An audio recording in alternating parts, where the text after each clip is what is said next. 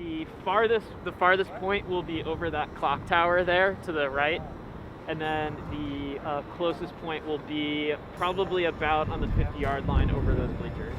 There will be 136 drones for the flight. Yeah, I remember when we were flying 5 drones in a circle, we were just super excited. For that time, it actually wasn't that unimpressive. Like, well...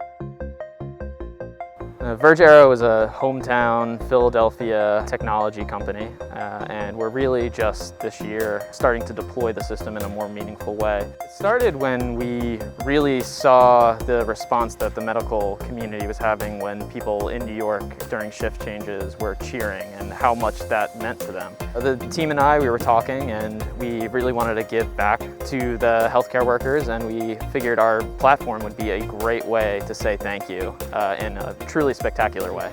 Well, with the current situation of COVID-19 and everything being shut down, the first responders are basically one of the few people that are putting in extremely long hours as such, and anything to take their minds off of the current situation just for a couple of minutes, it takes the stress and makes it dissipate a little bit. Right now we're placing the drones into the starting grid for the test flights, just to verify that all the systems are working correctly. As you go over the individual slots that the drones can take off on, they turn green. If I move it over, like here for example, they'll turn red because these are not starting slots. But if I put it over where a drone currently is, it knows that that's a spot. So if you had a show that you made for 50 and then next time you have 100, you could just change the launch pad size and the show's now 100 drones. this is a spectrum analyzer.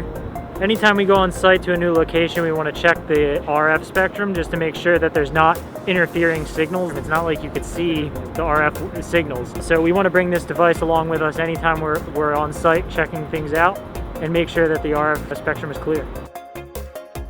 Right now I'm setting up our ground station, and its job is to collect satellite data and then send out correction data to all the drones.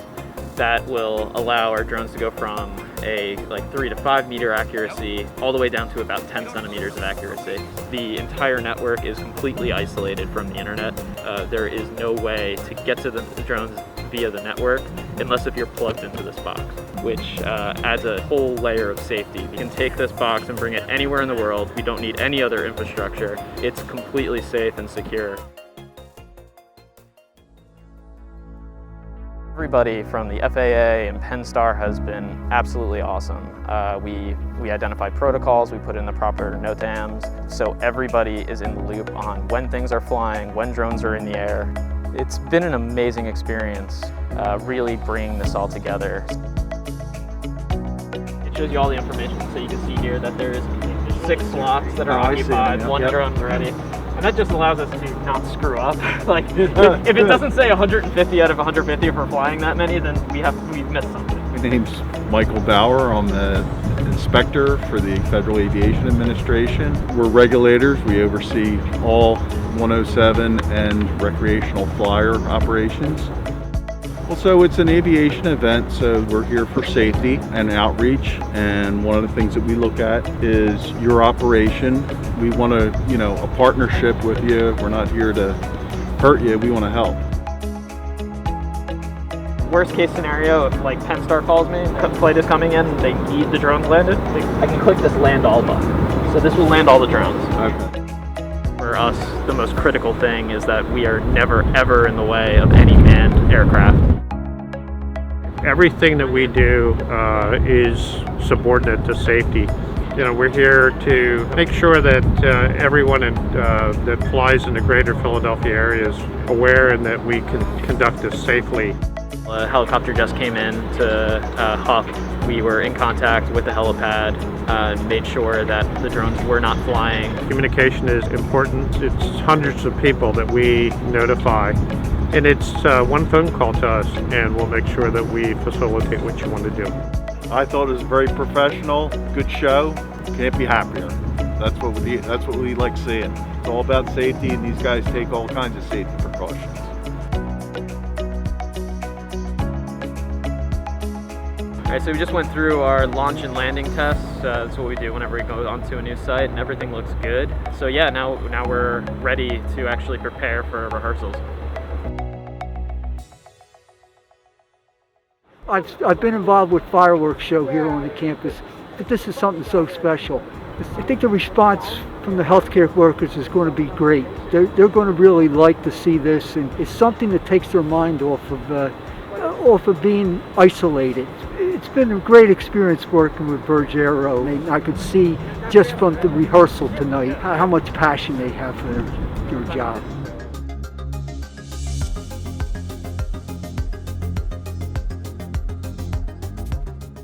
There's 136 drones out in the grid, and we chose that number because one of the shapes, the love shape, it required 136 drones to get the full definition. So that was actually what limited the number of drones that we put on the launch pad. This is our design studio. It's made completely in-house. It's called Skyline. The program is meant to simplify the really complicated process of designing a drone show. It's a very similar experience to working with Premiere Pro or editing a video. It's made for creatives and not engineers. It also allows you to completely visualize the show beforehand. In this show we have different imagery that represents Philadelphia and the medical community. We don't have to worry about the drones themselves. We just say, okay, these are the shapes we want, and we're gonna do 140 drones, and they map to those shapes automatically. And it's the safest, most efficient, quickest way to design a drone show right now. My involvement throughout this process has been to review the risk associated with this, to make sure that all the documentation is there. You get all the components. So we built all the circuit boards, we designed all the circuit boards, all the electronics in there. Oh, so you built them too? Yeah, we built the drones from scratch. And then I worked with a mechanical engineer to design the mechanical assembly, and then we worked with a manufacturer out in Johnstown, Pennsylvania, like a full certified facility for making aircraft. Okay. So. Okay. What's the life expectancy of a drone itself? In flight, we have about 20 minutes. It's what a safe flight kind of turns out to be with a full set of battery. So what's great about these drones is they're about 900 lumens, which is about as bright as a headlight. So for tomorrow's show, you're going to be able to see it all around the surrounding area. Working with Vergero has been really smooth. Very, very passionate about what they're going to be showing to our healthcare workers. So I see these types of light shows as the future.